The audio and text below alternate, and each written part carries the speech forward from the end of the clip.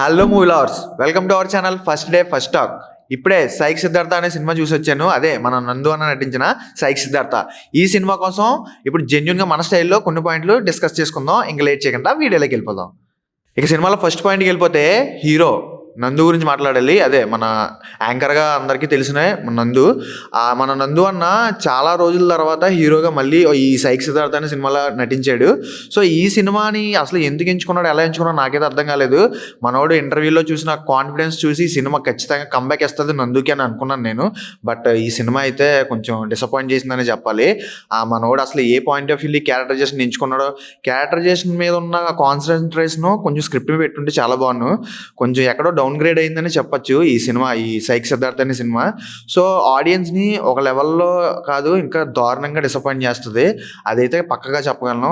ఇక నెక్స్ట్ పాయింట్కి వెళ్ళిపోతే డైరెక్టర్ గురించి మాట్లాడాలి. డైరెక్టర్ వరుణ్ రెడ్డి. మనోడు కొన్ని రీసెంట్ టైమ్స్లో ఇచ్చిన ఇంటర్వ్యూస్లో, పాడ్కాస్ట్లో చూశాను, చాలా కాన్ఫిడెంట్గా మాట్లాడాడు ఈ సినిమా కోసం, ఎస్పెషల్లీ ఈ సైక్ సిద్ధార్థ అనే సినిమా కోసం. మా నోడు అంత కాన్ఫిడెంట్గా మాట్లాడితే నాకు కూడా అనిపించింది, వాడి అమ్మ ఖచ్చితంగా ఎంత కాన్ఫిడెన్స్తో మాట్లాడుతున్నారంటే సినిమా కొడతదనే ఫీలింగ్లో నేను కూడా వెళ్ళి చూశాను. బట్ బ్రో నువ్వు అనుకున్నంత ఏం లేదు బ్రో. సినిమాలో చాలా స్లో పేస్ ఉంటుంది సినిమా. అంటే స్టార్టింగ్ ఒక పాయింట్ ఎత్తుకుంటుంది. అంటే మన దాంట్లో స్పాయిలర్లు ఉన్న కాబట్టి నేను చెప్పలేకపోతున్నాను, చాలా స్లోగా వెళ్తుంది. నెక్స్ట్ ఇంకో విషయం ఏంటంటే మెయిన్ ఇది, ఈ సినిమా పేపర్ మీదే ఫెయిల్ అయిపోయింది సినిమా. ఎందుకంటే మీరు ఆ హీరో క్యారెక్టరైజేషన్ మీద పెట్టిన శ్రద్ధ కొంచెం స్క్రిప్ట్ మీద ఇంకొంచెం మంచిగా పెట్టి స్క్రిప్ట్ని ఇంకా మంచిగా డెవలప్ చేసి ఉంటే సినిమా కొంచెం మంచిగా రీచ్ అవుతుంది ఇంకా.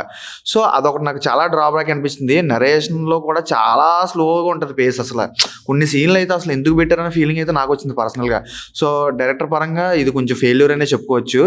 సో ఇంకొక పాయింట్ ఏంటంటే మనోడికి కాన్ఫిడెన్స్ నెక్స్ట్ లెవెల్ ఉంటుంది అసలు. అంటే ఈ సినిమా ఇంక కొట్టేస్తుంది అనే ఫీలింగ్లో ఉన్నది తప్ప ఇంకా నాకైతే డైరెక్షన్ పరంగా కూడా అంతేం అనిపించలేదు.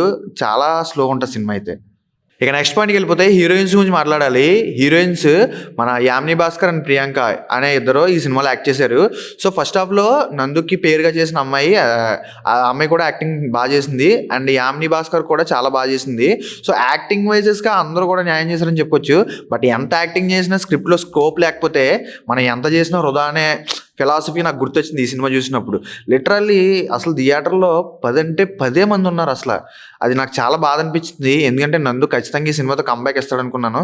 బట్ సరే లైటింగ్ మనం ఏం చేయలేం.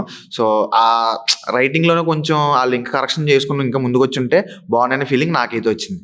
సినిమాటోగ్రఫీ గురించి మాట్లాడాలి. సినిమాటోగ్రఫీ కూడా ఓకే, మనకి అంత హై స్టాండర్డ్స్ కనపడగానే ఒక చిన్న సినిమా చూసిన ఫీలింగ్ అయితే వస్తుంది. ఓకే, సినిమాటోగ్రఫీ కూడా కొంచెం క్వైట్ డీసెంట్గానే ఉంది, మరి అంత బ్యాడ్గా అయితే లేదు. నెక్స్ట్ మ్యూజిక్ గురించి మాట్లాడాలి. మ్యూజిక్ కూడా ప్రతి చోట కూడా మరి ఓవర్ బీజిఎంలు గట్ట ఏమి ఉండవు, కానీ స్మూత్గా సాఫ్ట్గా అలా వెళ్ళిపోతాయి. 2 సాంగ్స్ ఉంటాయి, ఆ 2 సాంగ్స్ అయితే నాకు చాలా బాగా నచ్చాయి. ఫస్ట్ లోడ్ వస్తుంది, లాస్ట్ లోడ్ వస్తుంది. ఈ 2 కొంచెం నాకు బాగా అనిపించాయి. మ్యూజిక్ పరంగా కూడా నో కంప్లైంట్స్, మ్యూజిక్ కూడా చాలా బాగుంది. ఇక ప్రొడ్యూసర్స్ గురించి మాట్లాడితే ఈ సినిమాకి సైక్ సిద్ధార్థ అనే సినిమాకి ప్రొడ్యూసర్ మన నందు అన్నే ఈ సినిమాని ప్రొడ్యూస్ చేసుకొని మన ముందుకు తెచ్చాడు. బట్ ఆ స్క్రిప్ట్ పరంగా కొంచెం ఇంకా డెవలప్ చేసుకుని ఉంటే ఇంకా మంచిగా ఆడుతుందేమో అనే ఫీలింగ్ అయితే నాకు వచ్చింది. ఎందుకో కొంచెం డౌన్ఫాల్ అయ్యిందని చెప్పొచ్చు ఈ సినిమా అయితే. సో నందు అన్న నెక్స్ట్ వచ్చే సినిమాస్ అయినా సరే మంచి కంబ్యాక్తో, మంచి స్క్రిప్ట్లతో కొంచెం చూస్ చేసుకో మంచిగా. సో ఇదైతే కొంచెం డిసప్పాయింట్ చేసిందని చెప్పుకోవచ్చు. ఈ సైక్ సిద్ధార్థ అనే సినిమా చూసి నేనైతే ఫుల్ సైక్ అయిపోయాను భయ్యా. సో ఇది ఫ్రెండ్స్, ఓవరాల్గా ఈ సైక్ సిద్ధార్థ అనే సినిమా గురించి నా జెన్యూన్ ఒపీనియన్ మీతో షేర్ చేసుకున్నానని అనుకుంటున్నాను. సో ఈ వీకెండ్ ఈ సినిమాకి ఎలా వద్దా అనే ఆలోచనలో ఉంటే ఖచ్చితంగా ఒకసారి వెళ్ళి చూసేయండి. మీకు ఎలా అనిపించిందో కింద కామెంట్ చేయడం మర్చిపోకండి. అంటే ఈ వీకెండ్ మేము కొంచెం ఖాళీగా ఉన్నాము, ఈ కొత్త సంవత్సరం పూట ఒక కొత్త సినిమా చూడాలనుకుంటే ఖచ్చితంగా ఒకసారి థియేటర్కి వెళ్ళి చూసేసి మీకు ఎలా అనిపించిందో కింద కామెంట్ చేయడం మర్చిపోకండి. అండ్ నెక్స్ట్ ఇంకో సినిమాతో మళ్ళీ కలుద్దాం. బాయ్.